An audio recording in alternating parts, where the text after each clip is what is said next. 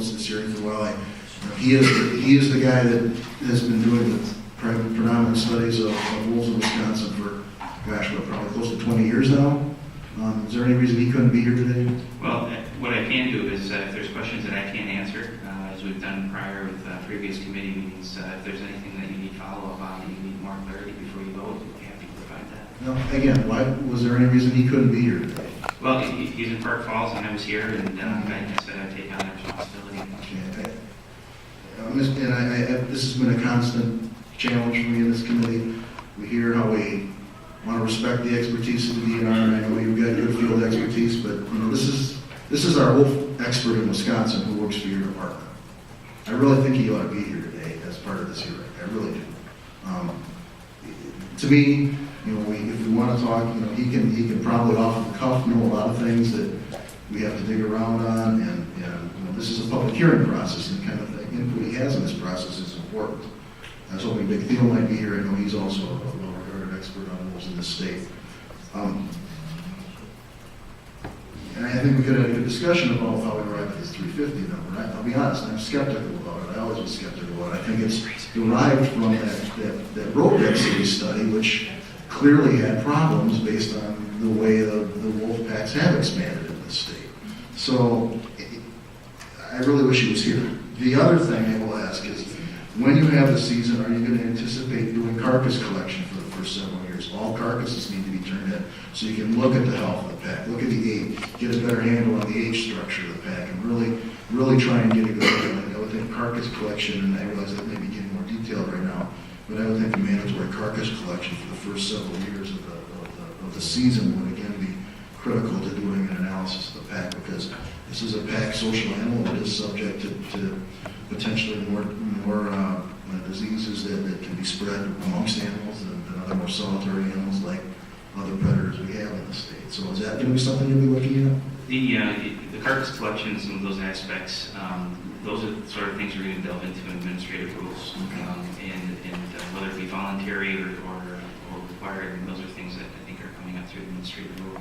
And also, if I could, Tim just going to comment in regards to the 350 goal. Yeah, I just wanted to say something on the 350 goal. When we do our threats analysis and defending the delisting in federal court, which we have done in the past, one thing we rely on is the way the population is separated. You have the central Wisconsin packs and the northern Wisconsin packs, which provide some barrier to a catastrophic event or disease, and helps defend the delisting. As earlier it was discussed that eventually we're going to be in federal court defending the delisting of wolves again. We want to ensure that they do not get relisted, and one of those factors is going to be the threats to the species. Disease is one of them. Another thing is going to be whether the state has adequate ability to control harvest and to ensure that there isn't over-harvest, which would put the species at risk again. And in this bill, we have the ability to do that. I feel in that we can set quotas. And as Kurt mentioned, we're going to be very conservative the first couple of years until we know what the hunter success and trapper success is. We can close the season once the quotas are met. And with the elimination of sections 9 and 10 in the bill, which is a landowner authority thing, and again, the authors have agreed to take that out, I believe that we do have adequate control. And we'll be able, from that perspective, can defend that issue when we get in federal court.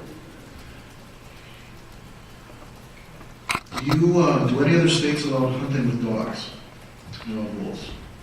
We took a look, and as far as we can tell, the other states, which would be Montana, Idaho, and Minnesota, is looking at a hunt.